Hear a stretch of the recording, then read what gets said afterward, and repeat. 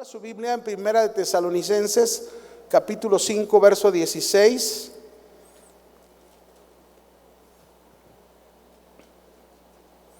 Tesalonicenses, capítulo 5, verso primera, 5, 16. Y vamos a leer del 16 hasta el 19.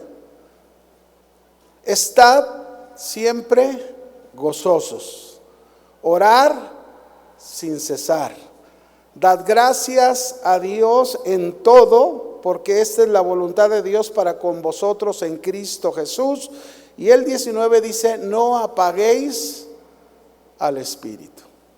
Yo quiero hablarles esta tarde, mis hermanos. Creo que hay mucha necesidad en el pueblo de Dios. Creo que como pueblo de Dios quisiéramos que el Señor viniera para que nos sacara de esas necesidades, ¿verdad?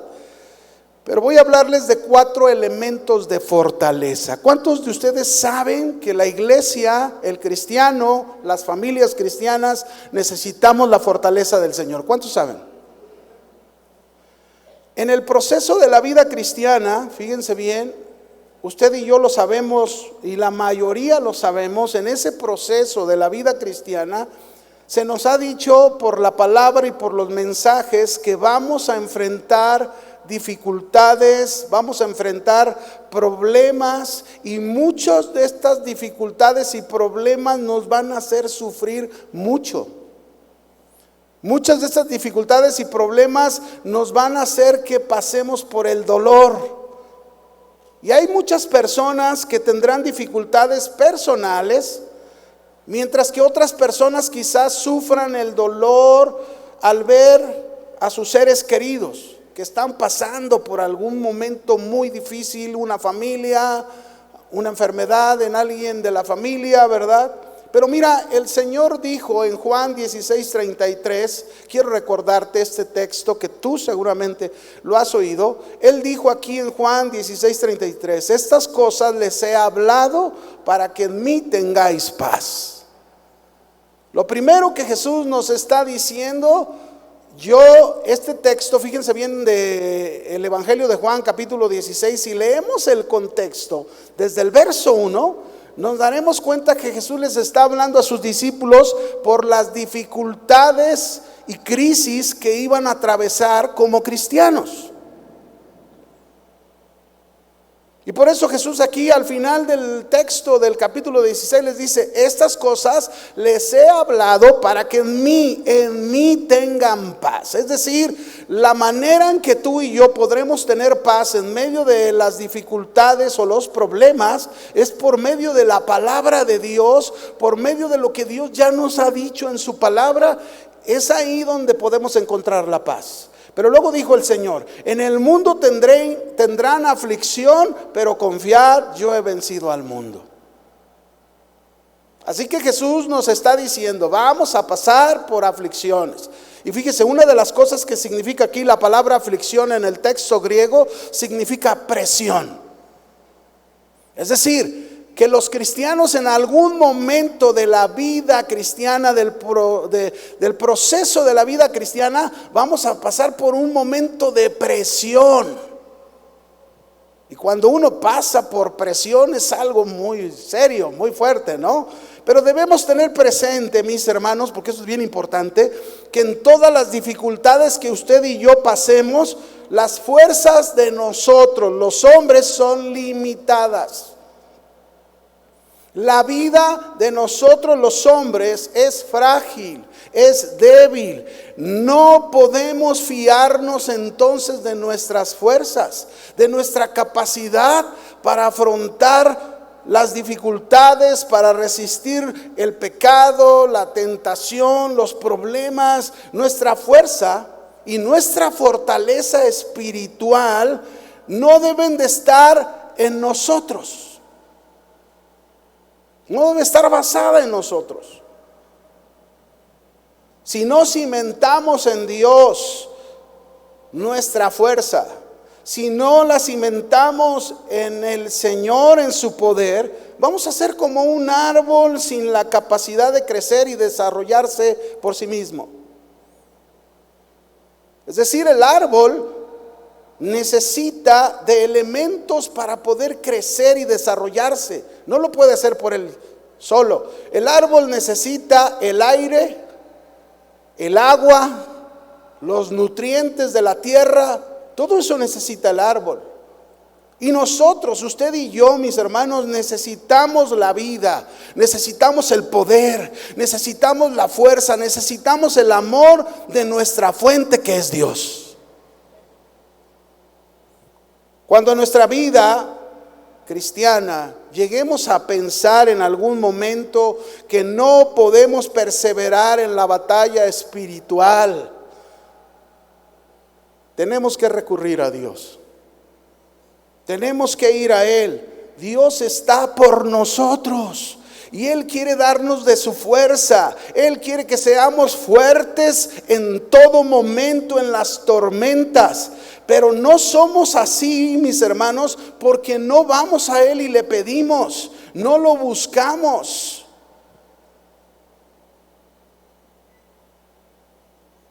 Usted y yo tenemos que entender que las tentaciones, las dificultades, los problemas en nuestras vidas pueden llegar a desgastar nuestras fuerzas como hombres.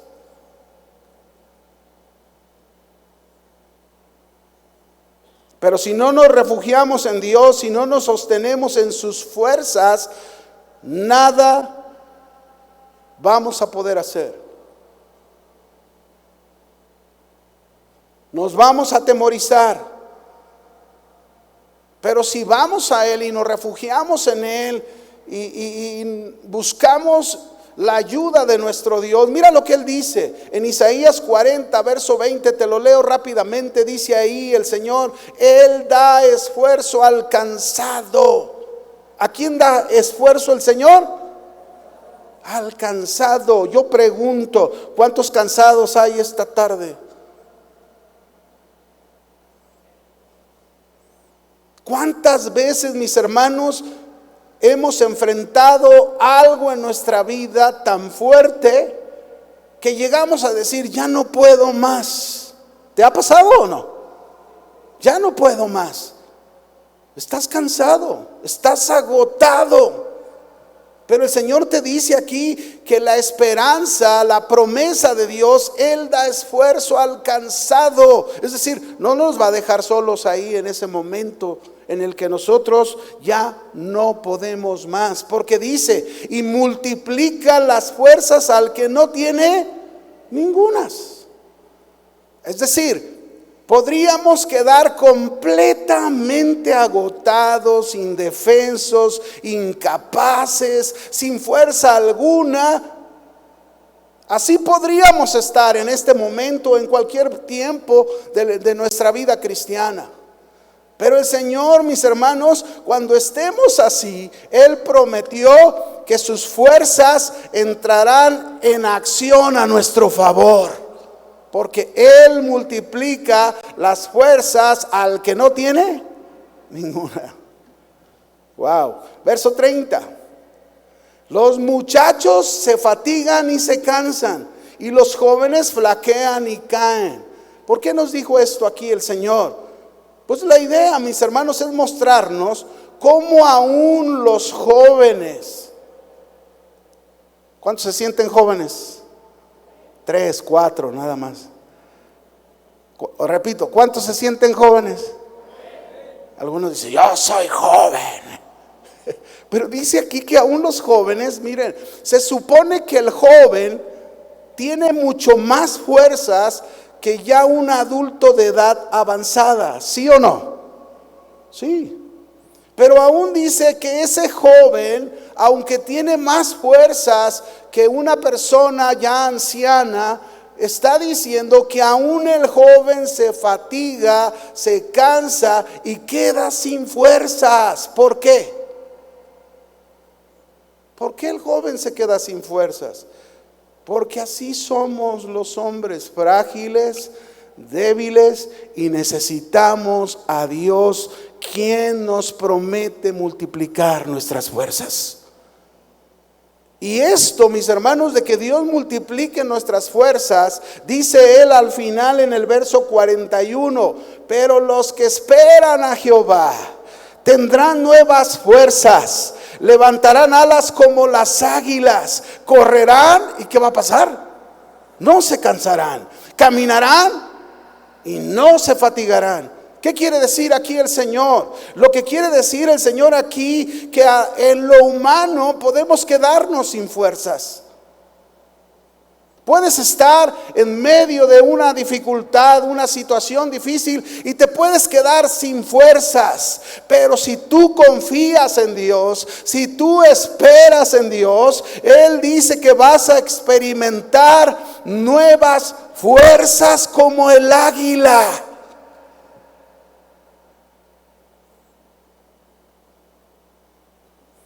Nuevas fuerzas que no provienen sino de Dios. Fuerzas que no se agotan, que no se acaban. Eso es la promesa de Dios. Pero si nosotros, mis hermanos, usted y yo, no hacemos que desaparezca ese hombre viejo en nosotros y tengamos un nuevo nacimiento en el Espíritu Santo, no van a alcanzar nuestras fuerzas para luchar. Un día, si tú sigues en tus fuerzas, si tú sigues en tu capacidad, si no te has parado en el Señor, si no has confiado en el Señor, si no esperas en el Señor, un día se te van a acabar las fuerzas y vas a ser derrotado. No vas a poder con tus fuerzas, no te van a alcanzar tus fuerzas para la adversidad, para tus luchas, cuando éstas vengan. Por eso debemos nosotros morir a nosotros, de dejar de creer que todo podemos nosotros. No podemos, hermanos. Dios quiere que entendamos tú y yo como sus hijos, que ciertamente todo lo podremos. Como dice la Escritura, todo lo puedo en Cristo que me fortalece. ¿Cuánto? Todo lo puedo. Pero decir todo lo puedo, decir ciertamente todo lo podemos, solo es en las fuerzas de Dios. ¿Están de acuerdo? Solo es en las fuerzas de Dios. Cuando el ángel Gabriel vino con María a anunciarle que por medio de ella nacería el Salvador, María no entendía esto, y María le dijo al ángel: ¿cómo va a ser esto posible si no conozco hombre alguno? Y el ángel le dijo: esto será por obra de Dios, por obra del Espíritu Santo, pues para Dios no hay nada imposible. En las fuerzas de Dios no hay nada imposible. Y mire la respuesta de María. María entonces le dijo: hágase con tu sierva conforme a tu voluntad.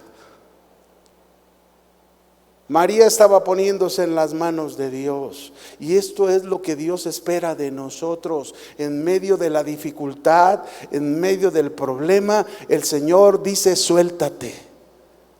¿Qué te dice el Señor? Suéltate.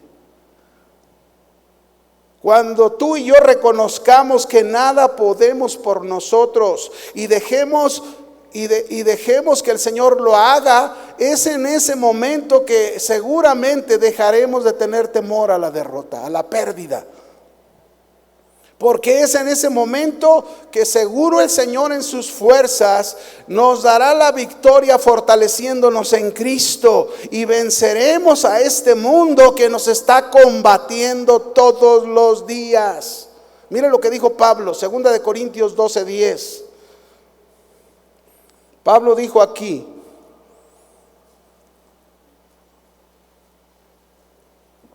un momento difícil de su vida, ¿verdad? Él dijo: por lo cual, por amor a Cristo, me gozo en las debilidades, en afrentas, en necesidades, en persecuciones, en angustias, porque cuando soy débil, ¿qué dijo? Entonces soy fuerte. Y así deberíamos de pensar igualmente nosotros. entender si tenemos a Dios de nuestro lado, si de verdad estamos confiando en Dios, si de verdad el Señor es por nosotros. Tenemos que confiar que cuando débiles somos, entonces somos fuertes en el Señor. Segunda de Corintios, capítulo 10, verso 3 y 4. Pablo también a los corintios, mira lo que les dice aquí. Segunda de Corintios 10, 3 y 4. Pues aunque andamos en la carne, no militamos según la carne. Déjame aplicarlo a lo que estoy hablando. Pues aunque andamos en este cuerpo frágil, débil, que se nos acaban las fuerzas, no luchamos según nuestra carne, nuestras fuerzas. No luchamos así. Porque las armas de nuestra lucha, de nuestra milicia, no son carnales, sino son poderosas en Dios para la destrucción de fortalezas. ¿Por qué? Porque no estamos basados en nuestra fuerza, estamos basados en la fuerza y el poder de Dios. Y esa fuerza y ese poder de Dios es capaz de derribar fortalezas, derribar argumentos y toda altivez que se levanta contra el conocimiento de Dios, y llevar cautivo todo pensamiento a la obediencia de Cristo Jesús. Y mira, muchas veces tú y yo necesitamos llevar ese pensamiento en medio de la lucha, en medio de la dificultad, en medio del problema. Necesitamos tomarlo y llevarlo cautivo a la obediencia de Cristo Jesús. Porque si hay algo que nos gana, y nos gana en medio de la dificultad y de los problemas, es precisamente nuestro pensamiento, que se resiste porque estás pensando en la dificultad, estás pensando en el problema, y lo menos que haces es obedecer a Cristo. Ahora, el decir que Dios con sus fuerzas actúa por nosotros, esto no significa que tú y yo no tendremos que esforzarnos nunca más. No. Es muy posible que tengamos que hacer mucho más que lo que hemos hecho en el pasado. Es muy posible que nos tengamos que esforzar más que lo que nos hemos esforzado en el pasado.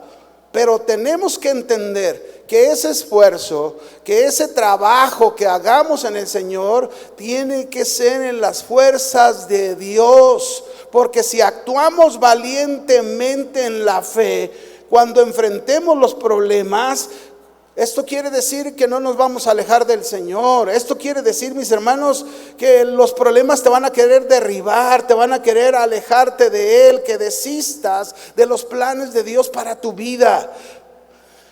Pero no lo vamos a permitir, mis hermanos. No vamos a darle gusto al diablo, ¿verdad que no?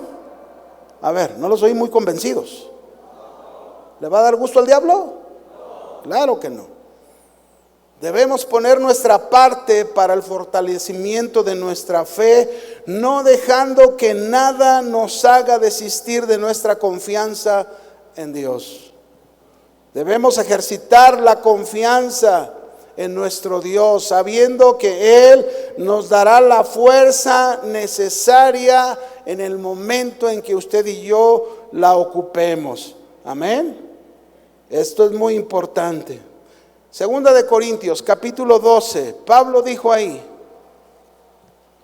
y para que la grandeza de las revelaciones no me exaltase desmedidamente, me fue dado un aguijón en mi carne, un mensajero de Satanás que me abofeté, para que no me enaltezca en sobremanera. Aquí me quiero detener poquito. ¿Qué está diciendo Pablo? Pablo está diciendo que él está pasando un momento difícil en su vida. Más adelante lo vamos a leer. Él está pasando una problemática muy seria en su vida. Pero él entiende que Dios ha permitido hasta aquí pasar por ese problema, por esa dificultad, porque había algo en lo que él tenía que aprender.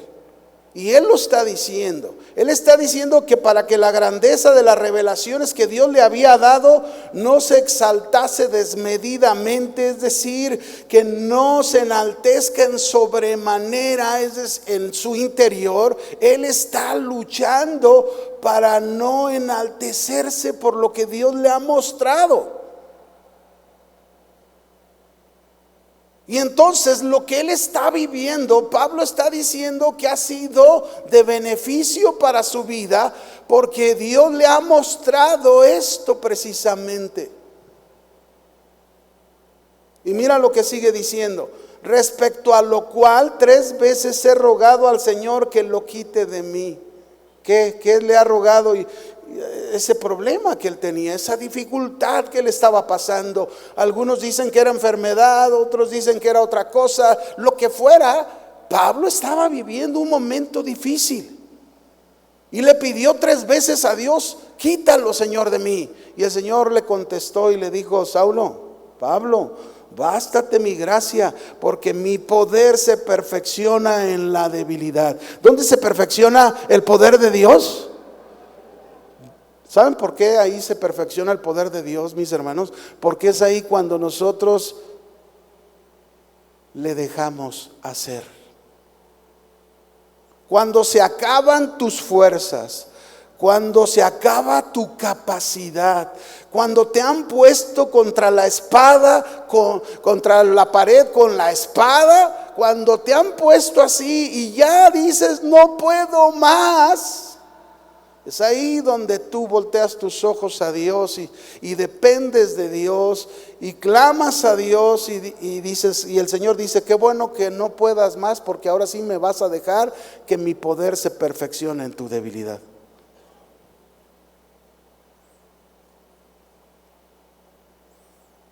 Mi poder se perfecciona en la debilidad. Y por lo tanto Pablo dice: de buena gana me gloriaré más bien en mis debilidades. Aquí la palabra debilidades no se está refiriendo a pecados, no se está refiriendo a hacer cosas que ofenden a Dios. Aquí debilidades está hablando de esos momentos cuando enfrentas una situación en tu vida que es difícil y que tú te debilitas, y muchas veces en esa debilidad, pues a veces no buscas a Dios, a veces en lugar de buscarlo, como que buscas otras alternativas. Pero el Señor quiere que no busques otra cosa sino Él. Él quiere que dependas de Él. Por eso Pablo dice: me voy a gloriar, es decir, cuando esté pasando en mis debilidades, me voy a gozar, porque sé que en ese momento es cuando va a reposar sobre mí el poder de Dios. Se va a manifestar en mi vida el poder de Dios. Por lo cual dice: por amor a Cristo me gozo en las debilidades. Y luego dice: en afrentas, necesidades, persecuciones, angustias, porque cuando soy débil soy, amén, soy fuerte. David, mis hermanos, anote el texto. No lo vamos a leer porque por el tiempo y es largo, pero es 1 Samuel capítulo 30, verso 1 al 6. 1 Samuel capítulo 30, verso 1 al 6. David vivió un momento muy difícil aquí en esta historia. En esta historia él enfrentó 4 cosas de mucho sufrimiento, el rey David. La primera cosa que enfrentó es el ataque de sus enemigos, donde él tenía familia. La segunda cosa que David enfrentó con sus enemigos, enfrentó pérdida. Porque quemaron todo un pueblo, lo quemaron, ¿verdad? Y se llevaron cautivos a las mujeres, a los hijos y las hijas, se los llevaron. Pérdida. Pero también David enfrentó aquí un desconsuelo total. Todo el pueblo estaba desconsolado. Todo el pueblo estaba en aflicción. Era tanta la aflicción del pueblo que dice ahí en esta historia que querían apedrear a David, como si él hubiera sido el culpable de lo que había acontecido. Pero la cuarta cosa que David enfrentó aquí, dice ahí la escritura, mucha angustia. Yo pregunto, ¿cuántos de los que estamos aquí han enfrentado ataques de enemigos? ¿Cuántos de los de aquí han enfrentado pérdida en sus vidas? ¿Cuántos de los que estamos aquí hemos enfrentado un desconsuelo total? ¿Cuántos de los que estamos aquí hemos enfrentado mucha angustia en nuestras vidas? Es muy posible que muchos de los que estemos aquí se puedan identificar o nos podamos identificar con David, que estaba sufriendo en este momento en su vida estas cuatro cosas que te mencioné. Pero David tenía dos cosas por decidir. O decidía rendirse y darlo todo por perdido y seguir llorando y lamentándose. Esa era la primera cosa que podría decidir. O la segunda cosa que podía decidir, que decidió más bien, y que es una enseñanza para nosotros. La segunda cosa que decidió David, y que dice ahí en la escritura al final del verso 6 de este capítulo 30 de Primera de Samuel, es que dice que David se fortaleció en Jehová su Dios. ¿Qué hizo David en medio de lo que estaba sufriendo? Se fortaleció en Jehová su Dios. ¿Qué tenemos que hacer cuando estamos sufriendo, cuando estamos pasando dificultades o problemas o luchas o cosas que nos hacen decir no puedo más, Señor? ¿Qué tenemos que hacer? Hacer lo que David hizo. Y fue David y se fortaleció en Jehová su Dios. ¿Cuántos de ustedes quieren fortalecerse en el Señor su Dios? 4 elementos de fortaleza. ¿Quieres fortalecerte en el Señor realmente? Vuelve conmigo, Primera de Tesalonicenses 5:16 al 19. Aquí nos ha dado 4 elementos el Señor en su palabra, con los cuales tú y yo debemos fortalecernos en el Señor. Número 1, ¿listos? Primera de Tesalonicenses 5:16, perdón.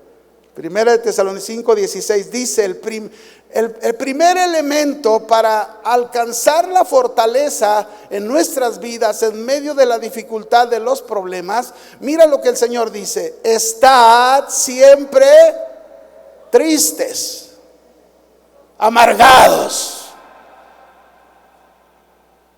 llorones, estar siempre cobardes.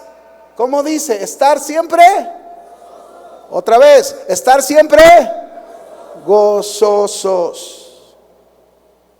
Este es el primer elemento importante para tener una vida de fortaleza en el Señor, el gozo del Señor. Pero hagamos esta pregunta, ¿no? ¿Cómo puede un cristiano estar siempre gozoso y más si está sufriendo? A ver, pastor, líder, hermano en Cristo, dime, ¿cómo puede un cristiano estar siempre gozoso y más si está sufriendo?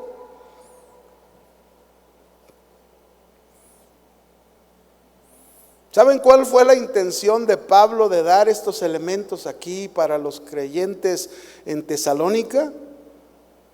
Pablo les estaba animando a vivir diariamente de una manera que agrade a Dios, y les estaba animando a prepararse en todo momento para el regreso de Cristo.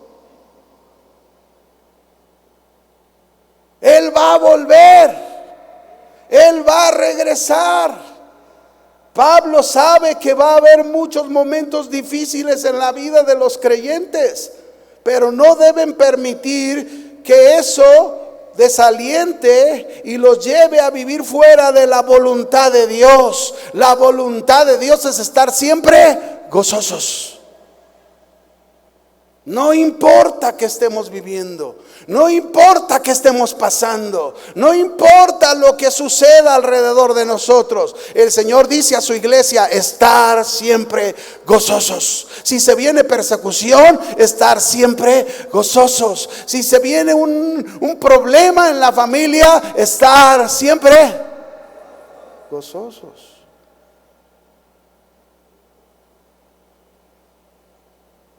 Nuestras circunstancias, nuestras situaciones, mis hermanos, nunca nos deben impedir que no nos alegremos y no alabemos a nuestro Dios. Cuando tú y yo nos ajustamos a la forma de pensar de Dios y de relacionarnos con los demás de acuerdo como Dios piensa, comprenderemos como cristianos que podemos alegrarnos, que podemos gozarnos incluso en medio de las pruebas, en medio del dolor, en medio del sufrimiento, gracias a un modelo que tenemos enfrente de nosotros. ¿Saben quién es el modelo que tenemos enfrente de nosotros que nos enseña cómo debemos enfrentarnos a las dificultades? Dice Hebreos 12:2, la segunda parte. Hebreos 12:2. La primera parte dice: puesto los ojos en Jesús, el autor y consumador de la fe. Pero la segunda parte, que por el gozo puesto delante de él. ¿Qué puso Cristo delante de él? A ver, dígalo fuerte. El gozo. Sufrió la cruz, menospreciando el oprobio. Jesús puso delante de ese semejante sufrimiento que fue la cruz, puso el gozo. Estad siempre gozosos.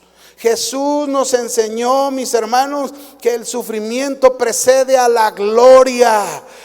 Y es muy posible que muchos de nosotros, cuando enfrentamos la adversidad, el problema, las dificultades, queremos primero la gloria y no el sufrimiento. Pero el Señor nos enseñó: ¿quieres la gloria del Señor manifestada en tu vida? Es primero el sufrimiento.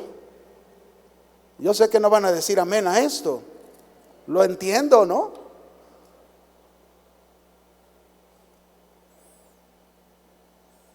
Pero usted y yo tenemos que entender que por el sufrimiento de la obra de la cruz y la resurrección de Jesús, hay una grandísima razón por la que tú y yo nos debemos regocijar siempre. ¿Cuántos quieren la fortaleza del Señor? Comienza: estad siempre gozosos. Y no quiere decir, mis hermanos, que cuando estés en medio de la dificultad, no quiere decir que estés y con un ataque de la risa. No estamos hablando de eso. Cristo no estaba en la cruz riéndose, pero sin embargo en su interior había, ¿qué había en su interior? Gozo.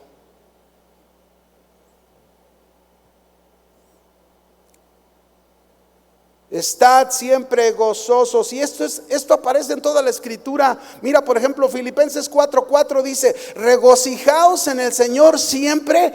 Otra vez os digo, regocijaos.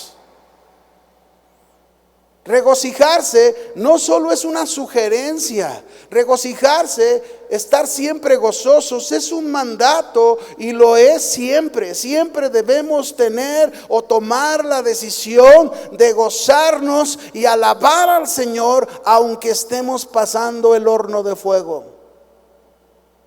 Amén.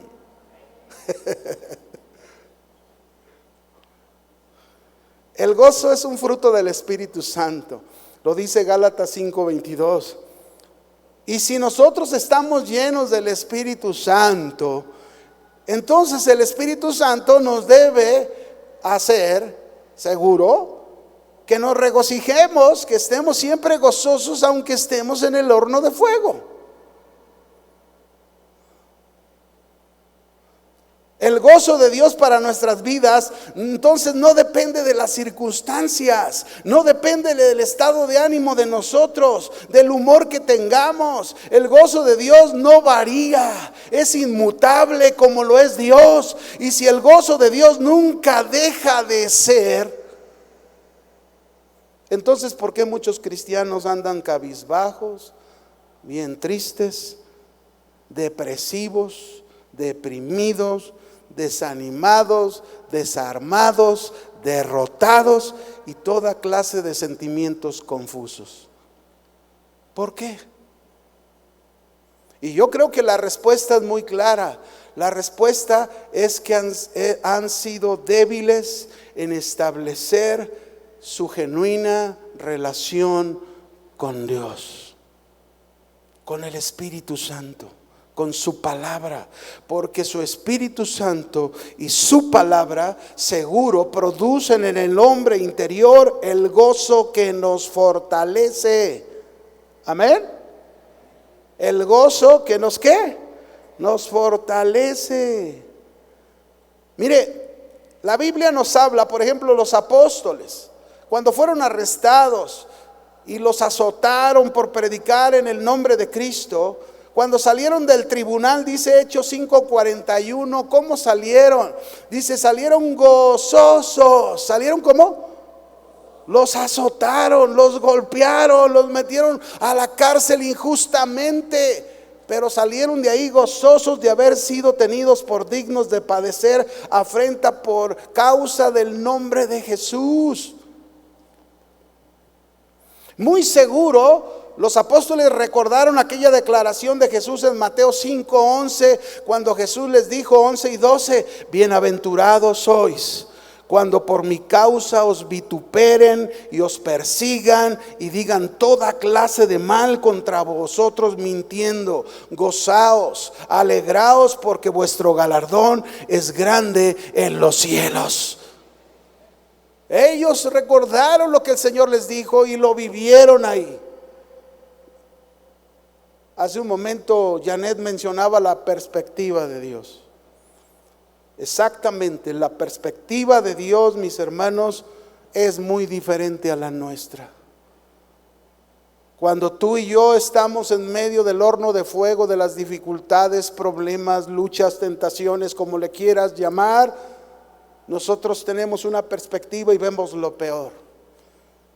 Pero la perspectiva de Dios nos ayudará a alegrarnos, a gozarnos siempre, porque Dios ve que todas las cosas, todas las situaciones que vienen a nuestra vida, todas las cosas malas que vienen a nosotros, Dios las va a usar para nuestro bien. ¿Alguien me puede decir que Dios ha usado algo para su mal? Bueno, a lo mejor Dios puede usar una situación para tratar con nuestras vidas, eso es entendible, ¿verdad? Para tratar, pero aún para tratar es para llevarnos algo mejor. Siempre será así. Podemos entonces, mis hermanos, escuche, podemos regocijarnos siempre sabiendo que el gozo del Señor es nuestra fuerza. Podemos regocijarnos siempre sabiendo que a los que aman a Dios todas las cosas ayudan para bien. Podemos regocijarnos siempre en el Señor sabiendo que muchas son las aflicciones del justo, pero de todas ellas, ¿qué va a hacer el Señor? Le librará. Podemos regocijarnos siempre sabiendo que Él nos dio la promesa de estar con nosotros, de no dejarnos solos y ayudarnos, como dice Isaías 41:10. No temas, porque yo estoy contigo. No desmayes, porque yo soy tu Dios que te esfuerzo. Siempre te ayudaré, siempre te sustentaré con la diestra de mi justicia. Podemos regocijarnos siempre sabiendo que un día tú y yo habitaremos en la nueva Jerusalén. Veremos al Señor cara a cara y viviremos un día eternamente con Él. ¿Que no es causa de gozo esto, hermanos? Apocalipsis no lo vamos a leer, pero 22, 1 al 5, ahí habla de todo esto, ¿verdad? Cuando estemos en la presencia de Dios, no habrá maldición, no habrá más llanto, no habrá más dolor, sino habrá un gozo perpetuo por toda la eternidad, donde alabaremos a nuestro Dios. Así que nuestro regocijo debe de estar siempre en el Señor. Amén. Estar siempre gozoso. Recuérdalo. ¿Quieres estar fuerte en el Señor? Estar siempre gozoso. Y recuérdalo. Este gozo viene de Dios. Amén. No es en tus fuerzas. Es del Señor. El segundo elemento, regresando a Primera Tesalonicenses, dejando el verso 16, vamos al 17. Este es el segundo elemento. ¿Cuál es el segundo elemento? ¿Me ayuda? Orar sin cesar, no sin César, ¿verdad? Porque algunos le ponen César. No, orar sin cesar. Este es el segundo elemento importante para nuestra vida de fortaleza en el Señor.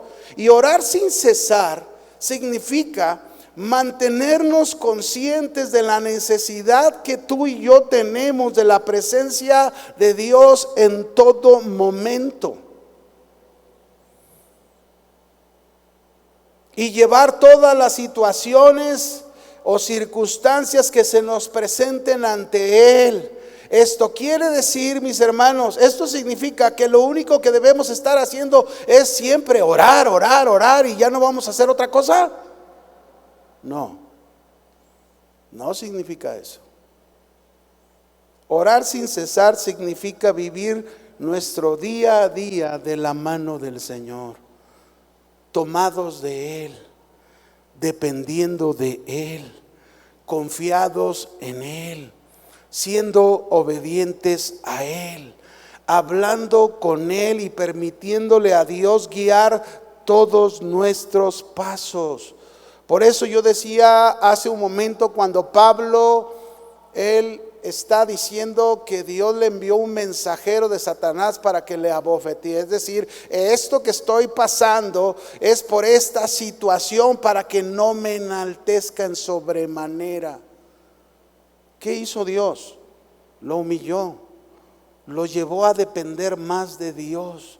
Y eso es lo que significa esto precisamente. El orar sin cesar es estar en una dependencia continua de nuestro Dios.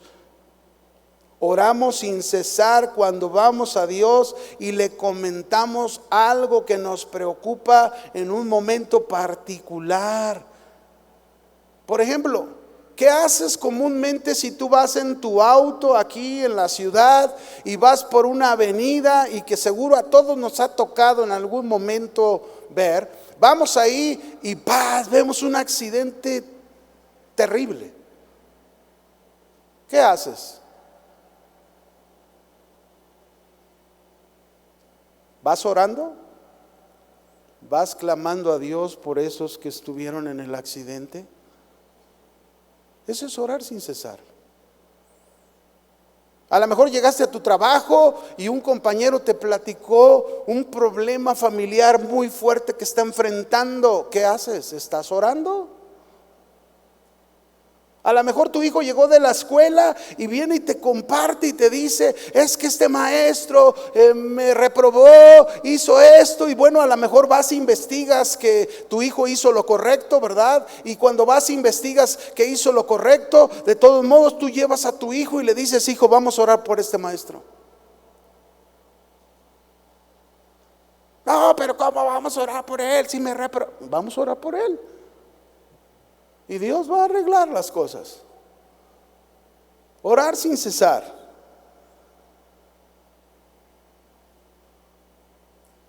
Tenemos que aprender a orar sin cesar. Ese es lo que dice la Escritura aquí en Tesalonicenses 5:17. Pablo les estaba recordando entonces a los creyentes la pronta venida del Señor y algunas cosas prácticas que tenían que estar haciendo como su deber: orar sin cesar. Imagínate cuando el Señor regrese, porque va a venir de sorpresa. No sabes a qué horas va a regresar, no sabes si te va a agarrar bien dormido en el sueño, no sabes si te va a agarrar en tu trabajo, no sabemos si nos va a agarrar en el camión, aquí en el tren ligero, no sabemos si nos va a agarrar en el avión, si vamos volando hacia algún lado, no sabemos en qué momento, pero el Señor va a venir y va a venir de sorpresa, y Él quiere que tú y yo seamos hijos de Él, orando sin cesar.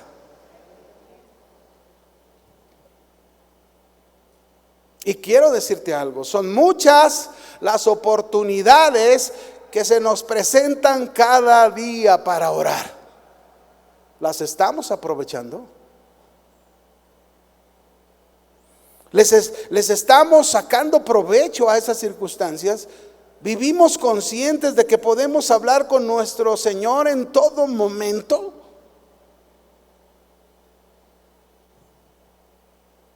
Dios desea escucharnos. Él desea que lo busquemos. Por algo Jesús enseñó en Lucas 18:1 a sus discípulos y a nosotros. Él les dijo, Jesús les refirió una parábola sobre la necesidad de orar. ¿Cuándo? Siempre, sin desmayar. Siempre, sin desmayar. Siempre, sin desmayar. Jesús nos motiva, mis hermanos, que no nos desanimemos cuando estemos orando, sino que mantengamos fe con toda seguridad. Dios va a responder conforme a su voluntad a nosotros. Orar sin cesar es una instrucción específica que nos da Pablo como una forma de vida, como algo que debe de ser algo normal en nuestras vidas. Así como te levantas, ¿verdad? Vas a ir a trabajar y quizás lo primero que haces, no sé si desayunas antes o te bañas, ¿verdad? Pero siempre te bañas.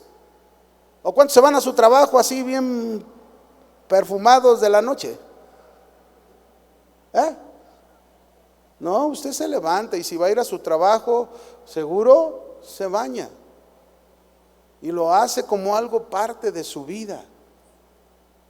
Y a lo mejor tu esposa te levantas y a lo mejor te levantas a hacerle desayuno a tus hijos para que se vayan y luego te bañas, pero llevas una vida, cosas que son parte normal de tu vida. Pues la oración sin cesar así debe de ser. Algo normal en nuestras vidas, como el respirar, como el inhalar, el exhalar, el ambiente. Tenemos que inhalar y exhalar la presencia de Dios en nuestra vida todos los días. Debemos aprender a depender de nuestro Dios si somos verdaderos cristianos, ¿verdad? Pero ¿saben qué pasa? Que realmente no oramos sin cesar como deberíamos hacerlo. ¿Cómo vamos a estar gozosos siempre? En Santiago capítulo 5, verso 13, mira lo que dice aquí Santiago. Santiago 5, 13 al 16 dice: ¿está alguno entre ustedes afligido? ¿Cuántos afligidos hay esta tarde? Levanten su mano los que están afligidos, que están pasando un tiempo difícil. Levanten su mano. Todos, qué gozo. Poquitos. Pero dice aquí: ¿está alguno entre vosotros afligido? ¿Qué dice que hagas? Ora, ponte a orar. No dice ve al cajero de Banamex y saca todo lo que puedas. No, haz oración. Y luego dice: ¿está alguno alegre? Cante alabanzas. Ore a Dios por medio de las alabanzas. El día de ayer tenía años que no agarraba la guitarra. Y dije, en la tarde tuve una oportunidad, dije, voy a desempolvar mi guitarra. Y la última guitarra que me regalaron mis hijos, pues dije, ya no la he usado desde que me la dieron. La saqué y bueno, ahí como pude canté puras de allá de el padre Abraham y todo eso, pero alabé al Señor. Y fue un gran gozo, un gran tiempo. Dije, híjole, ¿por qué me he perdido estos tiempos tan gloriosos de alabar al Señor con mi guitarra? No, ya voy a sacarla y voy a gozarme con el Señor. Porque así dice, ¿está uno alegre? Cante alabanzas. ¿Está alguien enfermo? Llame a los ancianos de la iglesia, que oren por él, que le pongan aceite en el nombre de Jesús. La oración de fe salvará al enfermo y el Señor lo levantará. Mire, aquí habla de la oración. Y al final en el verso 16 dice, la oración eficaz del justo puede mucho. ¿Quieres fortalecerte en tu vida? ¿Quieres ser una persona fuerte en medio del horno de fuego? Necesitas no solamente estar siempre gozosos, necesitas aprender a orar sin cesar.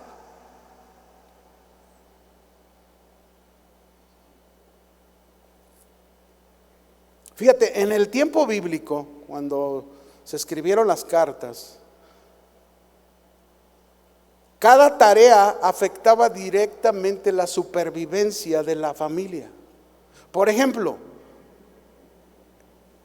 si la cosecha moría, ellos morían de hambre. Así que tenían que orar sin cesar. Si alguien enfermaba, no había medicamento que pudiera ayudar. Tenían que orar sin cesar. La vida era peligrosa y frágil, y la gente no se distraía en aquel tiempo en redes sociales como hoy en día la gente lo hace. ¿De quién se puede esperar que mantenga su mente en Dios en todo momento, orando sin cesar, cuando se viven con demasiadas distracciones por las redes sociales? Seamos honestos. ¿Cuánto pasamos en el celular?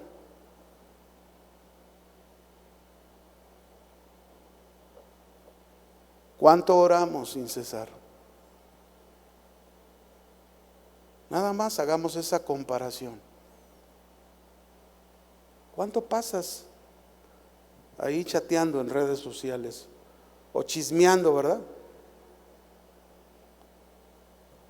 ¿Cómo no nos encanta? A nadie le encanta, ¿verdad que no? Diga que no. Pero es la verdad. Estamos tan cautivados por estas cosas que, claro, hay quienes las usan correctamente como debe de ser, pero estamos tan cautivados que no tenemos tiempo para buscarle a Dios o orar por cosas importantes que pasan alrededor de nosotros. En ninguna parte de la Biblia hay un asterisco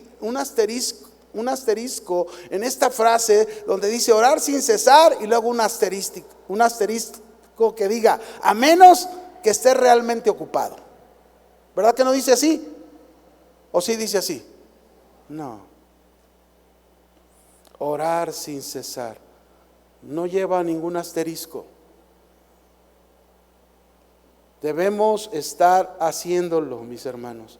Pero no solamente este es el segundo elemento para una vida de fortaleza. Si realmente quiero llevar una vida de fortaleza en el Señor, de ser fuerte en el Señor en medio de las situaciones de mi vida, un tercer elemento de fortaleza, ahí en Primera de Tesalonicenses 5:18, dice ahí, dad gracias en todo, porque esta es la voluntad de Dios para con vosotros en Cristo Jesús. Así que el tercer elemento importante para una vida de fortaleza en el Señor, dad gracias a Dios en todo. Que se me quemó la sopa, dale gracias a Dios. Que se me quemó el carro, dale gracias a Dios. A mí ya me tocó, ya me tocó que una vez mi carrito se me quemó y casi tuve que aprender ahí, Señor, gracias. Gracias. Gracias. No le voy a dar gusto al diablo. Gracias. Yo sé que tenemos que darle gracias a Dios en todo. Esto es bien importante. Tenemos que detenernos usted y yo para elevar un gracias al Señor desde lo profundo de nuestro corazón y decirle quizás este tipo de oración: Señor, sé que quizás esto que estoy pasando, esto que estoy viviendo no me agrada, pero te doy gracias porque es parte de lo que tú usas para mi bien. Te doy gracias. Gracias. El Señor quiere que aprendamos a darle gracias en todo, que seamos agradecidos. Mire, muchas veces podemos estar en un problema y olvidarnos de todo lo que Dios ya ha hecho por nosotros.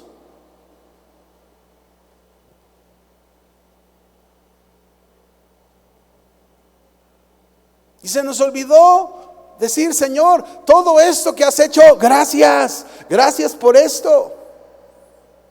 Esto no es nada con todo lo que has hecho en mi vida.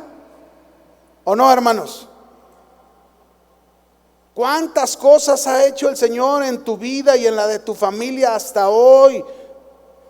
David decía ahí en el Salmo 40, verso 4 y 5, él decía estas palabras: bienaventurado el hombre que puso en Jehová su confianza y no mira a los soberbios ni a los que se desvían tras la mentira. Y luego dice David: has aumentado, oh Jehová Dios mío, tus maravillas y tus pensamientos para con nosotros. No es posible contarlos ante ti. Si yo anunciare y hablare de ellos, no pueden ser enumerados.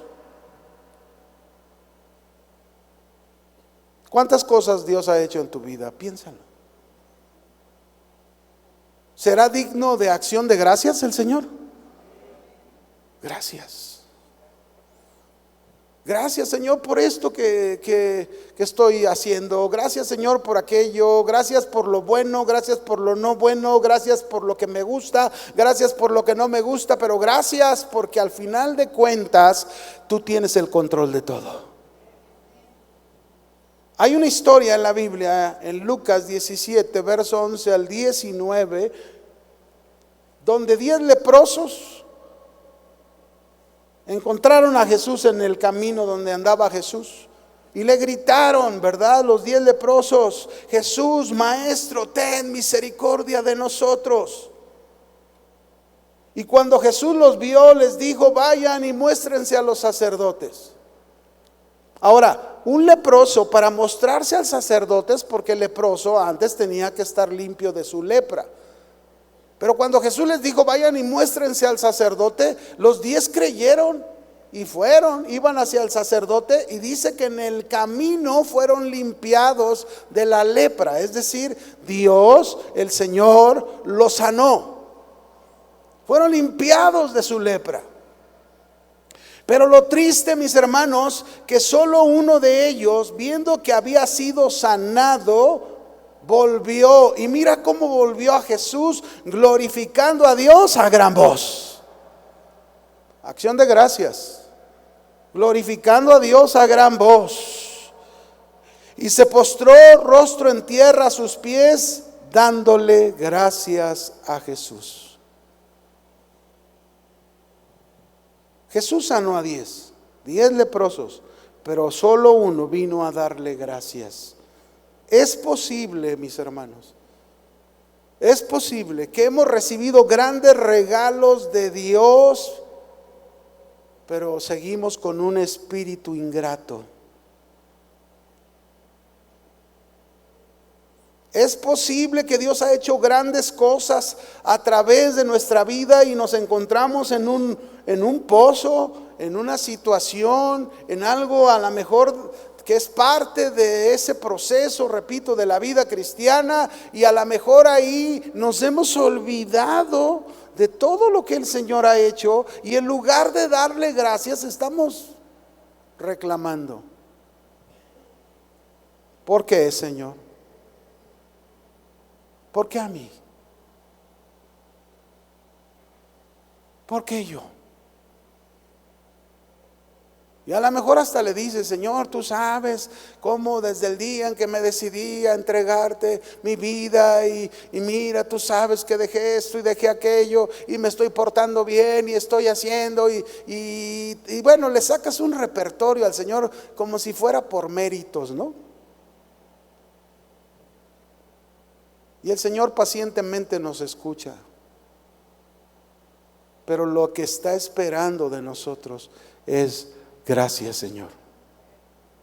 Gracias, Señor. ¿Es difícil dar gracias? ¿Puede decir gracias, Señor? Gracias por lo que estoy viviendo. Gracias por la bendición o no la bendición por la que esté pasando. ¿Puedes darle gracias? Este hombre vino y le dio gracias. Déjenme leerles un pasaje antes de pasar al último elemento, un pasaje en Primera de Pedro, capítulo 1, versos 6 y 7. Pero lo voy a leer en otra versión, que es la traducción del lenguaje actual. Me gusta mucho cómo lo expresa, ya explicándolo. Dice aquí en Primera de Pedro, capítulo 1, versos 6 y 7. Por eso, aun cuando por algún tiempo tengan que pasar por muchos problemas, ¿por cuántos? Muchos. Y dificultades, y luego dice: alégrense. ¿Qué dice el Señor que hagamos? Alégrense. La confianza que ustedes tienen en Dios es como el oro, y así como la calidad del oro se pone a prueba en el fuego, la confianza que ustedes tienen en Dios se pone a prueba en los problemas. Y si ustedes pasan la prueba, su confianza será más valiosa que el oro, pues el oro se puede destruir. Así, cuando Jesús aparezca, cuando Jesús regrese, Él viene, ¿verdad que sí? Él volverá, como cantábamos. Y cuando Jesús vuelva, hablará, fíjense bien lo que dice, hablará bien de la confianza que ustedes tienen en Dios, porque una confianza que ha pasado por tantas pruebas merece ser alabada.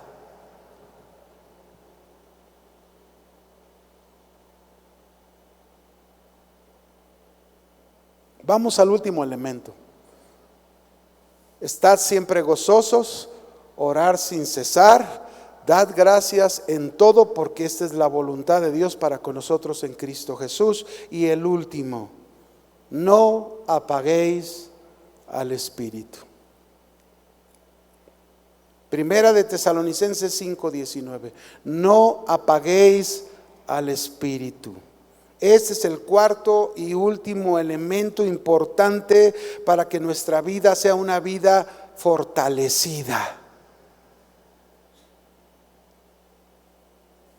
Hablar de no apaguéis al Espíritu, no estamos hablando de apagar al Espíritu Santo. No estamos, aquí no está hablando de eso. No apaguéis al Espíritu. Al Espíritu, ¿verdad? Que viene de Dios. Este está hablando, se está refiriendo más a la vida espiritual, a la vida en la que hemos sido metidos tú y yo por Dios. El verbo apagar significa supresión, uno que suprime, uno que apaga. Y aquí se está refiriendo a apagar o suprimir precisamente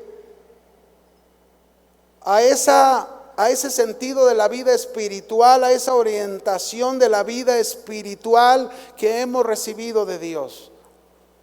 ¿A qué me refiero? ¿Quién fue el que nos llamó, hermanos? Dios. ¿Quién es el que nos da los dones espirituales? Dios. ¿Quién es el que nos dio la vida espiritual? Dios.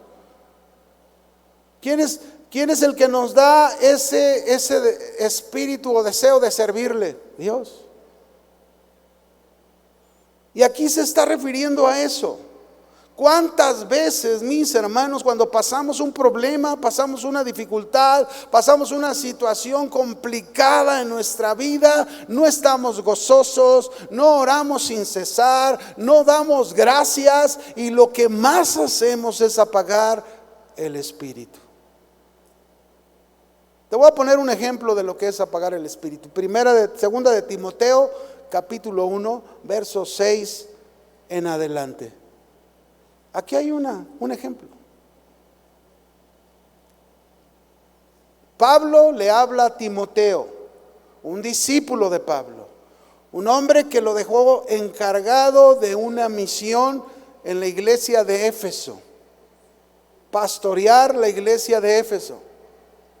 Y mira lo que dice aquí: por lo cual, Timoteo, te aconsejo que avives el fuego del don de Dios que está en ti por la imposición de mis manos. ¿Qué le está aconsejando Pablo? Que avive el fuego del don que ha recibido de parte de Dios. ¿Cuál don? En este caso era el don del pastoreo que estaba llevando a cabo. Es decir, Dios le había dado ese encargo, Dios le había dado esa misión y esos dones que le había agregado a este ministerio para llevar a cabo la obra de Dios en ese lugar de Éfeso. Y muy posiblemente a Timoteo se le estaba extinguiendo, apagando este espíritu. Porque no nos ha dado Dios, le dice, espíritu de cobardía, sino de poder, de amor y de dominio propio. Por tanto, no te avergüences de dar testimonio de nuestro Señor, ni de mí, preso suyo, sino participa de las aflicciones por el evangelio según el poder de Dios. ¿Podría aún Timoteo estar desanimado porque sabía que su maestro, su líder estaba preso y quizás estaba a punto de que lo sacrificaran? Y estaba desanimado. Miren, hay muchos que cuando pasan problemas y pasan dificultades, hacen a un lado lo que Dios les ha dado y apagan la vida espiritual. Muchos, cuando las circunstancias que viven se hacen a un lado del llamado, del servicio, de los dones, de la capacidad que Dios les ha dado para cumplir su propósito, lo hacen a un lado y apagan esa vida del espíritu, de lo que Dios estaba haciendo en sus vidas. He conocido a muchos, por ejemplo, una joven que yo conocí con muy buenos talentos, con dones espirituales, le fue mal en su matrimonio y después vino su abandono del ministerio, dejó el ministerio por su trabajo, por los problemas, se envolvió en los negocios de este mundo, en los placeres, la llevó a apagar ese espíritu que había en ella. Lo que Dios le había dado, lo que Dios estaba haciendo en su vida, lo apagó. Hoy ni siquiera la iglesia se para. Hizo a un lado el sentido de la vida que Dios tenía para ella, hizo a un lado la orientación de la vida que Dios le estaba dando.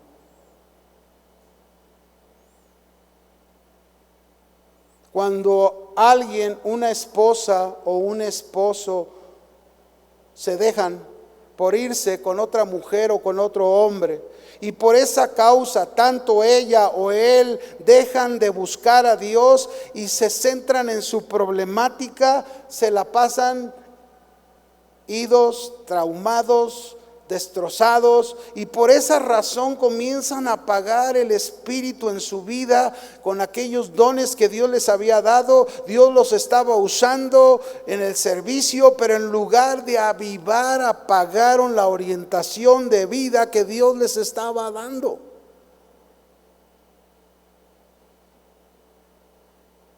en lugar de fortalecerse, se fueron a la derrota por sus propias fuerzas. ¿Queremos fortaleza? Necesitamos no apagar el espíritu, por más lo que estemos pasando. El no apagar el espíritu, mis hermanos, nos lleva a fortalecernos. Nunca se me olvida que el hermano Pablo Hunter en una ocasión nos enseñaba y nos decía: ¿cuántos están pasando momentos de luchas en sus vidas? Y luego pues muchos levantábamos la mano, ¿no? Y luego dice: ¿quieren vencer en medio de eso que están viviendo? Prediquen el evangelio, salgan y prediquen el evangelio, y ustedes se darán cuenta cómo van a vencer esos tiempos que pasan. Y esto es verdad.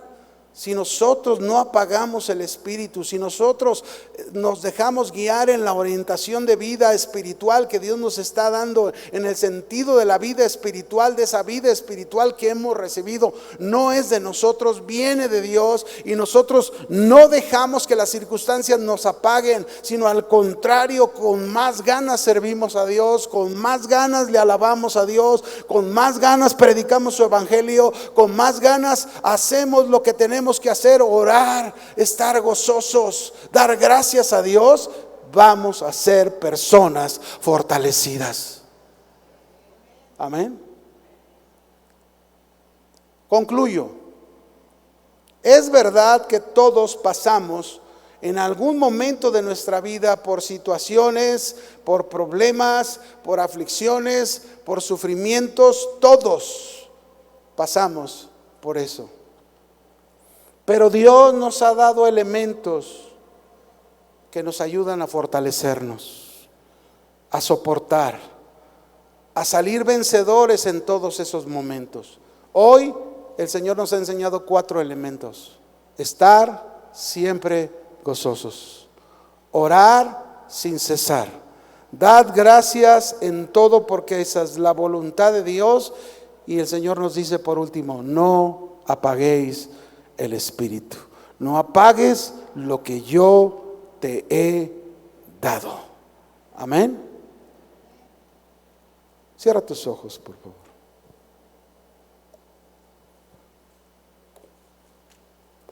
Si tú en esta tarde, si tú en este momento reconoces y dices: yo estoy pasando un tiempo complicado, yo estoy pasando un tiempo de prueba en mi vida, un tiempo de muchas luchas, y ando confuso, incluso no entiendo qué hacer, no sé qué decisión tomar, pero no ha sido fácil. Si tú eres esta persona que está pasando por un tiempo complicado y tú reconoces que estás en adversidad, yo te invito: ponte de pie en esta tarde. Quiero orar por ti. Ahí en tu lugar, levanta tus manos.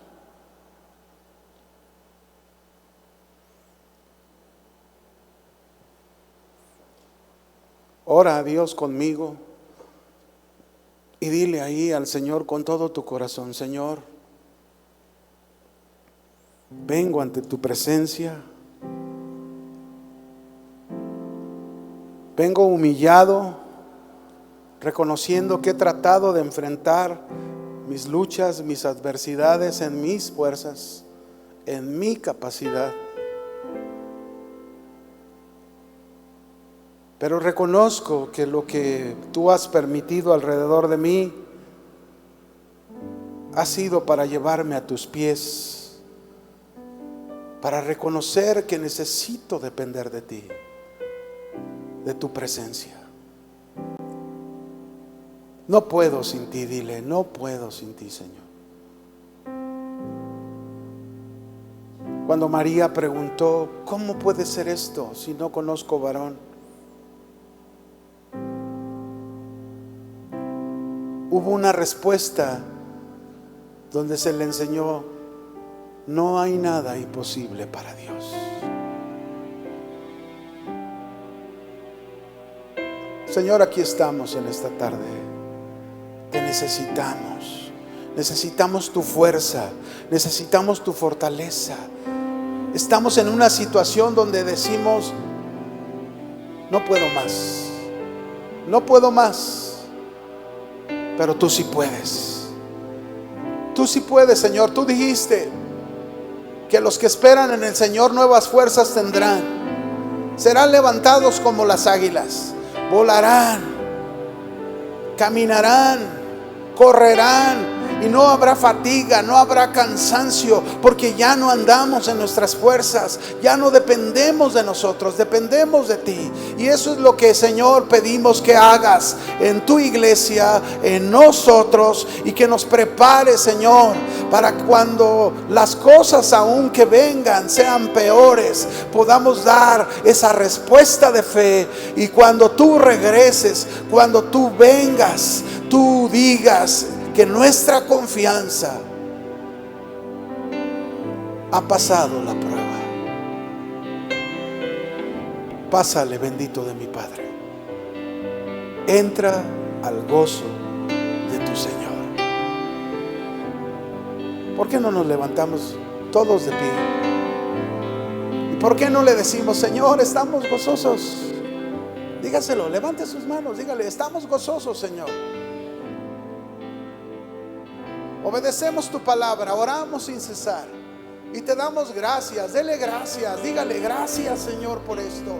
Gracias por aquella situación, gracias por esta enfermedad, gracias por esto que estoy pasando, porque he aprendido lo que no hubiese aprendido, Señor. Muchas gracias.